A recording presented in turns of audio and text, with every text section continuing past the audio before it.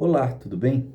Hoje nós vamos falar um pouco sobre a caderneta de poupança, que é um importante meio de captação de recursos financeiros para os financiamentos imobiliários. Bom, a criação da caderneta de poupança aconteceu junto com a criação da Caixa Econômica Federal por meio de um decreto lá no século XIX do Dom Pedro II.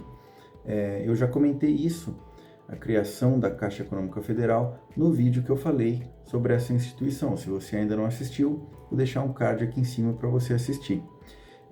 A ideia da criação de uma caderneta de poupança foi estimular a formação de poupança naquela época da formação de poupança das classes menos favorecidas, que inclusive passou a ser usada pelos escravos que começaram a juntar dinheiro para poder comprar suas cartas de alforria e se tornarem, né, entre aspas, livres. E pulando essa parte histórica, a caderneta de poupança ainda é hoje no Brasil um instrumento muito procurado por nós brasileiros para guardarmos as nossas economias.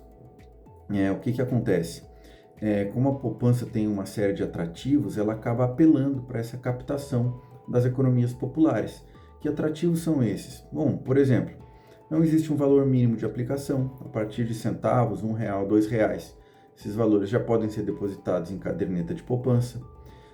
Na mesma instituição onde o cliente tem uma conta corrente, ele já tem uma conta poupança, então ele pode manter relação com apenas uma instituição financeira.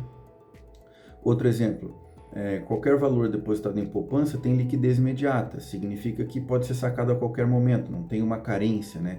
Depósitos em caderneta de poupança não exigem carência para poderem ser resgatados. Para pessoas físicas, um outro atrativo é que caderneta de poupança oferece isenção de imposto de renda e IOF, então são investimentos isentos, né? Mais fáceis também.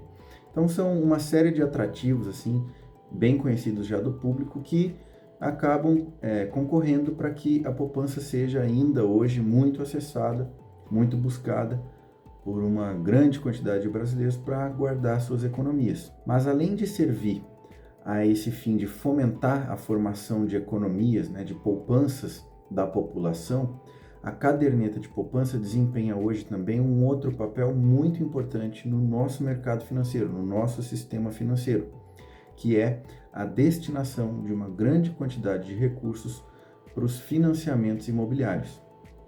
Hoje, pelo menos 65% dos recursos depositados em cadernetas de poupança devem obrigatoriamente ser destinados a financiamentos imobiliários. Isso está previsto na Resolução 4676 do Conselho Monetário Nacional, uma resolução de 2018, que está aí como vocês podem ver na tela.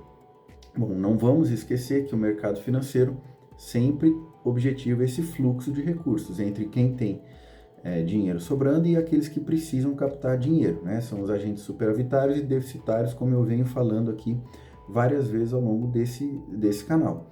Então, assim, aqueles agentes que depositam recursos em caderneta de poupança são os agentes que estão fazendo o papel de superavitários. Eles têm recursos sobrando e eles colocam em caderneta de poupança. Aí, esse dinheiro entra no mercado financeiro e ele vai fazer um caminho, vai seguir um processo, vai fazer um caminho até chegar lá na outra ponta, que são os agentes que precisam de dinheiro para financiamentos imobiliários, ou seja, são aqueles agentes que querem comprar, querem reformar, querem construir um imóvel, não têm o dinheiro à vista e precisam de crédito. Então eles vão no banco pegar financiamento imobiliário para comprar um imóvel. Da onde veio esse dinheiro que eles pegaram no banco? Lá daqueles clientes que depositaram em caderneta de poupança. Lógico, não é só a caderneta de poupança que forma esse funding geral dos financiamentos imobiliários, existem outros, mas a caderneta de poupança é um dos grandes instrumentos de funding do financiamento imobiliário hoje no Brasil.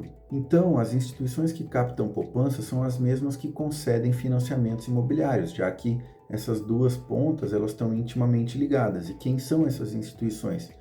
São basicamente os bancos múltiplos com carteira de crédito imobiliário, a Caixa Econômica Federal, as sociedades de crédito imobiliário e uma associação de poupança e empréstimo. A associação de poupança e empréstimo, na verdade, é uma espécie de instituição financeira, mas só existe uma, que é a Poupex, uma instituição até bem conhecida pelos brasileiros, né, gerida pelo Exército, enfim.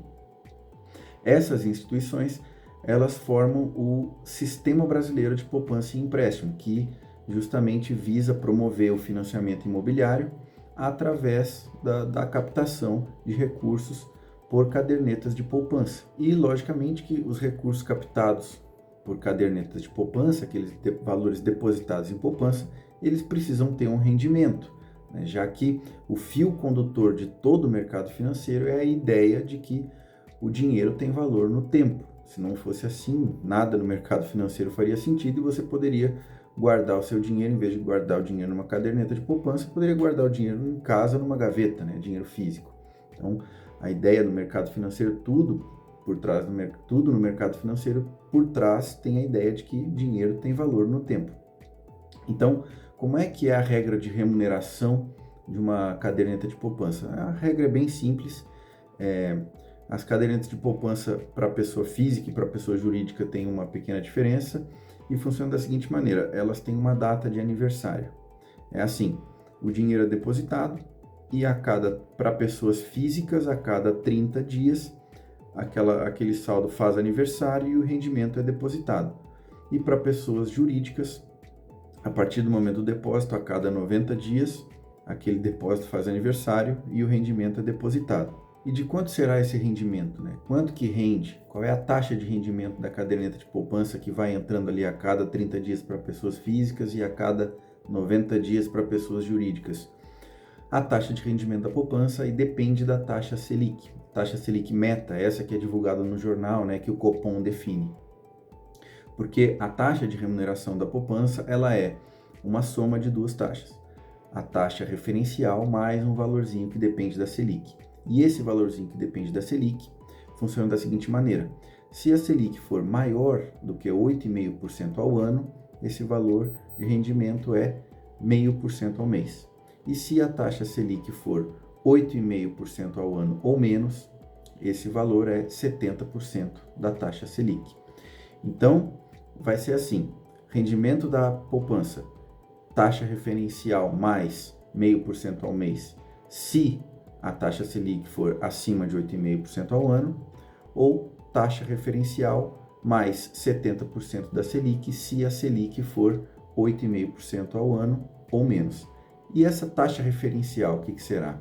Aí a taxa referencial, ela vem de uma taxa média ponderada dos títulos pré-fixados do Tesouro Nacional, que são as letras do Tesouro Nacional, ou simplesmente as LTNs. E para confirmar essa ideia de que a poupança ela é muito acessada, ela é muito procurada para guardar as economias populares, vamos dar uma olhada na quantidade de depósitos que existem nos grandes bancos do Brasil nessa modalidade de caderneta de poupança. Vamos dar uma olhada na tela.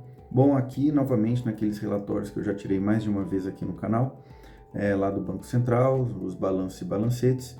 Aqui a gente consegue ver então dos 5 maiores bancos do Brasil, Caixa Econômica Federal, Banco do Brasil, Itaú, Bradesco e Santander, a quantidade de saldo em depósitos de poupança. Isso dados gerados primeiro de julho, mas na verdade lá no site do Banco Central ele está constando como atualização para abril de 2022. Então esse é o dado mais atualizado que a gente tem para depósitos em poupança. Então aqui 358 bilhões só na Caixa Econômica Federal. Disparadamente aqui a maior de todas, isso não é surpresa para ninguém, né? A Caixa Econômica, sabidamente, é a instituição do nosso sistema financeiro que mais concede, é a maior provedora, né, de financiamentos imobiliários.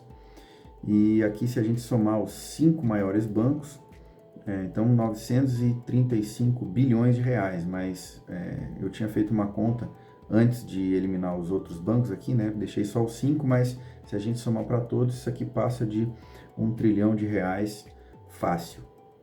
Então aqui a gente pode ver a força da caderneta de poupança ainda hoje no Brasil, apesar de não ser um investimento bem remunerado, né? Inclusive existe até uma discussão, algumas pessoas falam que poupança não é investimento, outras falam que é investimento, mas enfim, aqui a gente consegue ver que mesmo sendo, né, uma alternativa aí de investimento bem mal remunerada, ela é muito acessada no Brasil ainda hoje.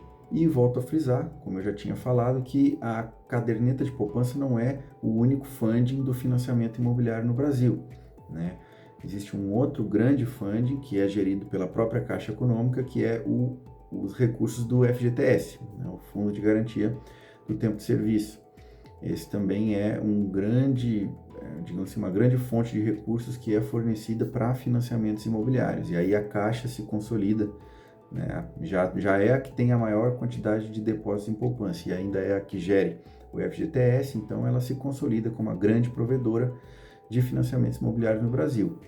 E também existe a outra solução, né, que é a solução de mercado fora do SFH, que é o Sistema de Financiamento Imobiliário, que aí é, digamos assim, uma solução de mercado para financiamentos imobiliários de muito maior vulto, digamos assim. Eu vou deixar na descrição desse vídeo o link do instrumento legal que eu citei, a Resolução 4676 de 2018 do Conselho Monetário Nacional, para quem tiver curiosidade. E também vou deixar o link da página do Banco Central, onde ele mostra a regra de remuneração da poupança hoje em dia. Além disso, vou deixar também o link para quem quiser acessar esses relatórios dos balanços e balancetes para verem lá a quantidade de depósitos em poupança de outras instituições, além dessas que eu apresentei aqui na tela. Então, se você quer saber mais sobre o mercado financeiro, se inscreva no canal Dicionário do Mercado.